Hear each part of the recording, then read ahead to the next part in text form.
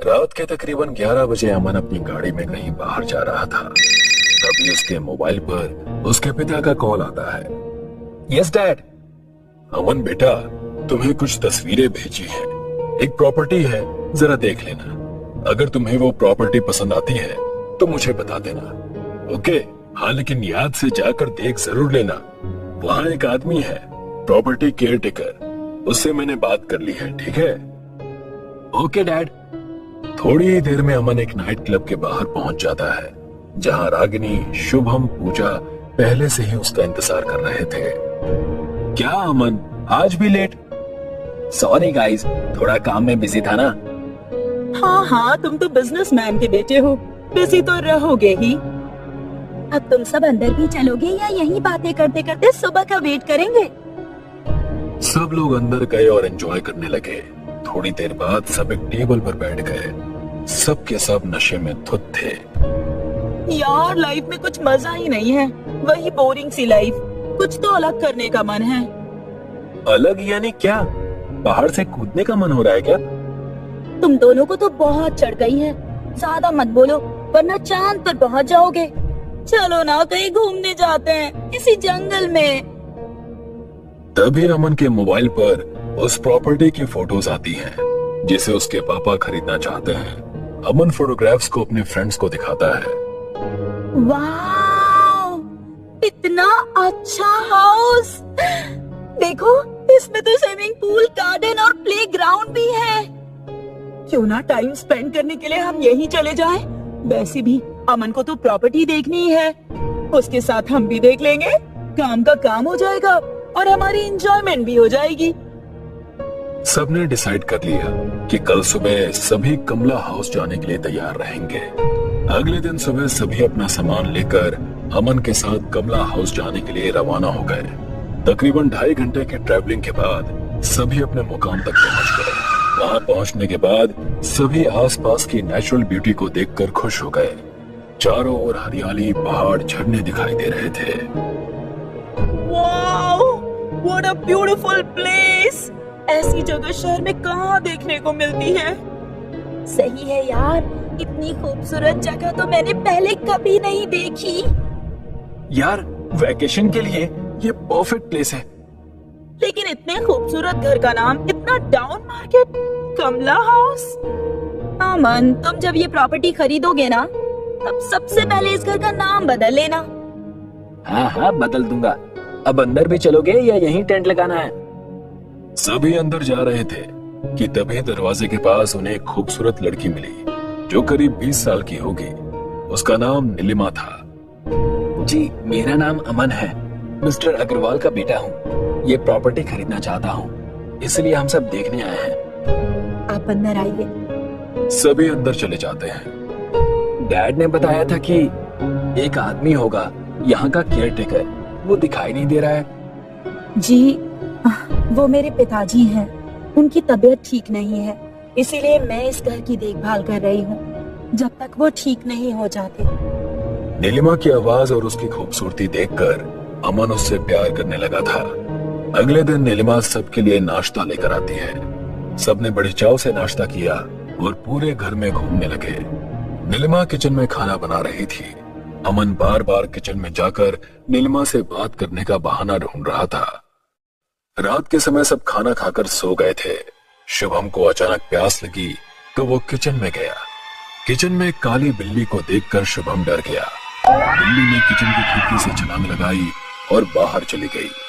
शुभम ने खिड़की से बाहर देखा तो सामने का नजारा देखकर उसका दिल दहल उठा। नीलिमा एक भयानक रूप में थी, जो एक बूढ़े आदमी का मांस खा रही थी। उसके हाथ पूरे खून से सने हुए थे।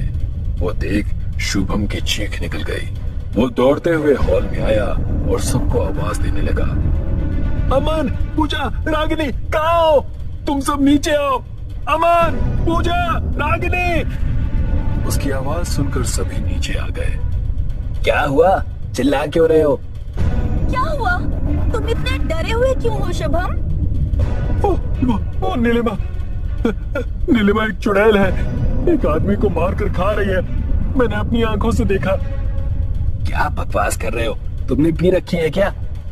हाँ ना, क्या हुआ है तुम्हें? ऐसे क्यों बोल रहे हो? तुम सब मेरे बात का विश्वास क्यों नहीं कर रहे हो? और कैसे कर ले विश्वास?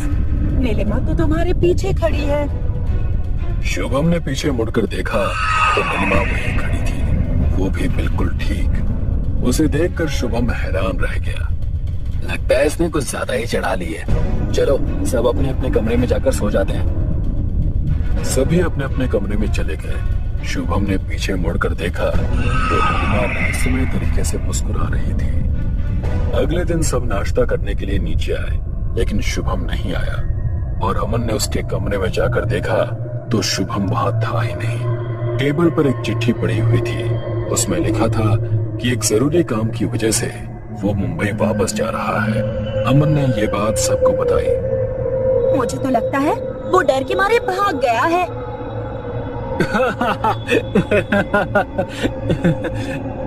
अमन नीलिमा से बातें करने की कोशिश कर रहा था, लेकिन नीलिमा उसे कोई जवाब नहीं दे रही थी।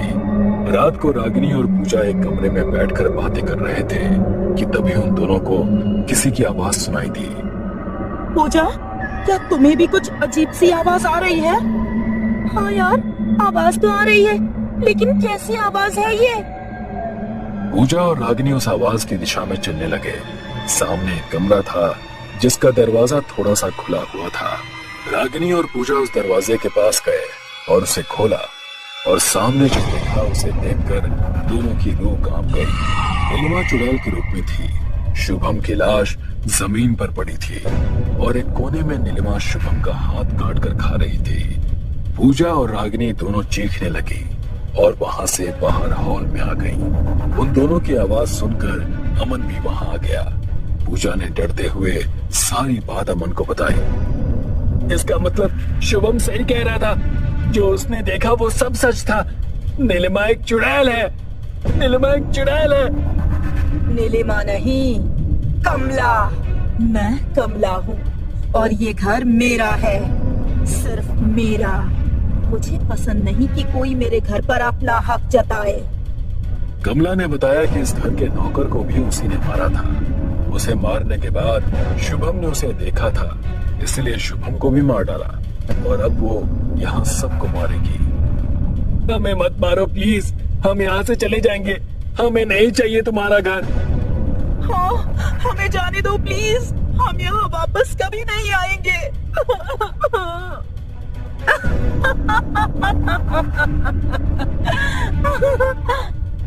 कमला जोर जोर से हंसने लगी, तो उसने पूजा को हवा में उछाला और दीवार पर पटक दिया। पूजा के सर से खून बहने लगा और उसकी मौत। पूजा को इस हालत में देखकर रागिनी और अमन दोनों अलग अलग दिशा में भागने लगे। रागिनी ने पीछे मुड़कर देखा तो पीछे कोई नहीं था। रागिनी घर से बाहर निकलने का रास्ता ढूंढने लगी, तभी उसे सामने अमन मिल गया। वो अमन के पास गई। अमन, मुझे बहुत डर लग रहा है, हम यहाँ पूरी तरह फंस गए हैं। तुम चिंता मत करो रागिनी, चलो मेरे साथ चलो।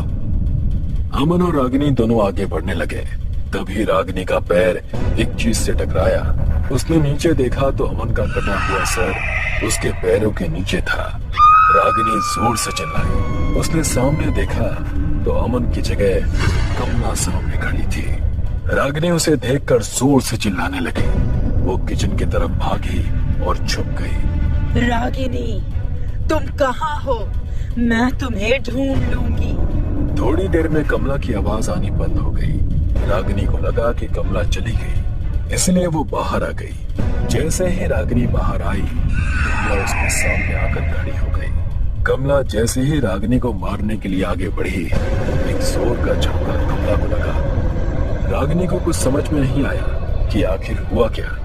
तभी उसे याद आया कि मरने से पहले उसकी माँ ने उसे भगवान हनुमान का एक लॉकेट दिया था, जो हमेशा उसके गले में रहता था।